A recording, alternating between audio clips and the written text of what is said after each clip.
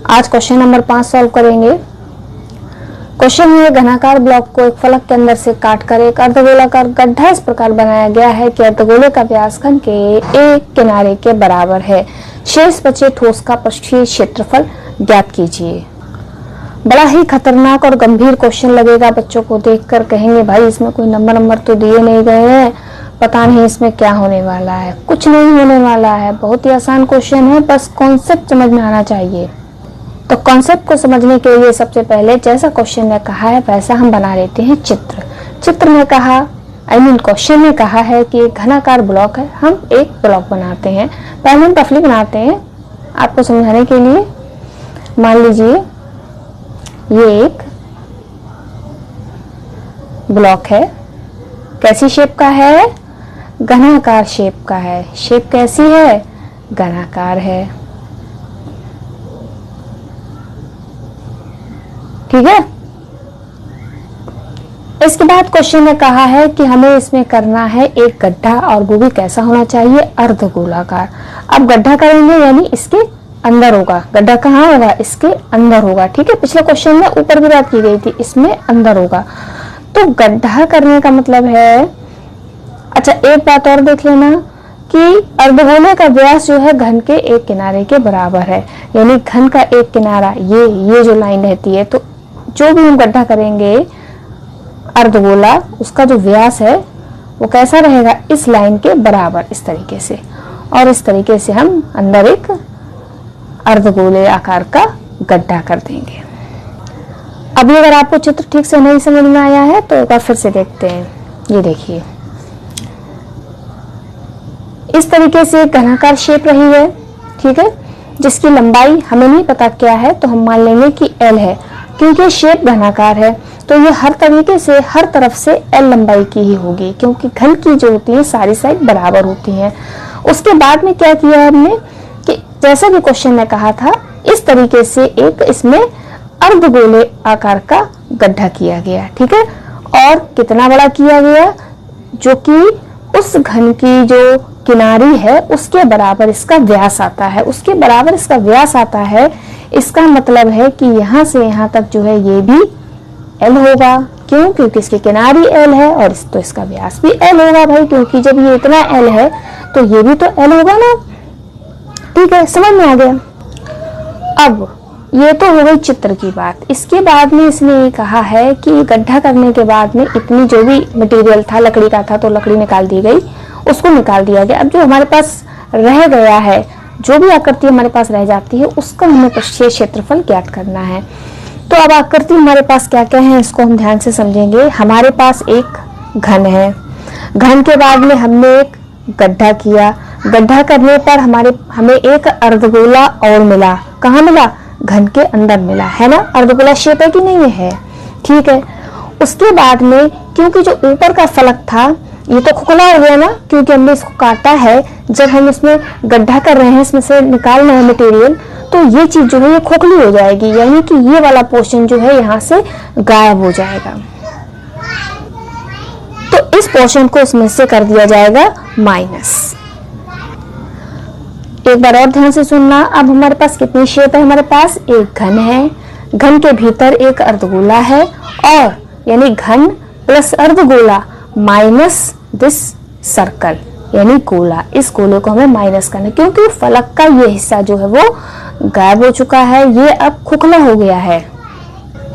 अब आप एक बार ये कंफ्यूज हो सकते हैं कि भाई इसमें गड्ढा किया गया तो ये अंदर से भी तो खोखला हो गया। अंदर से वो खोखला जरूर हो गया है, लेकिन उसका जो क्षेत्र है अंदर की तरफ वो कैसा हो गया है? वो अर्धगोले आकार का हो गया है, यानी कि उसकी शेप जो है ऐसी हो गई है। तो यहाँ पर हमें अंदर एक अर्धगोला और मिल रहा है, ठीक है। तो मेरे हिसाब से अब आपको समझ में आया होगा। अब जो है इसका पृष्ठीय क्षेत्रफल जब निकालेंगे तो हम घन का पृष्ठीय क्षेत्रफल और इस अर्धगोले का पृष्ठीय क्षेत्रफल माइनस गोले का पृष्ठीय क्षेत्रफल, सॉरी गोले का पृष्ठीय क्षेत्रफल नहीं, गोले का क्षेत्रफल। आया ना समझ में? आ गया है तो फिर हम लिखना शुरू करते हैं।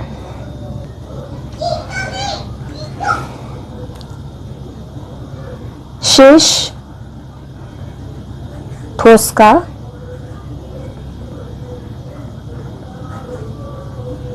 पृष्ठीय क्षेत्रफल।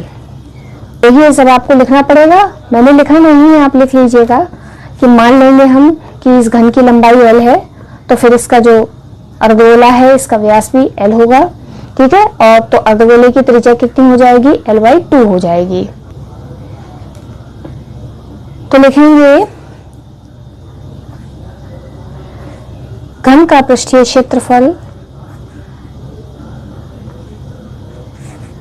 प्लस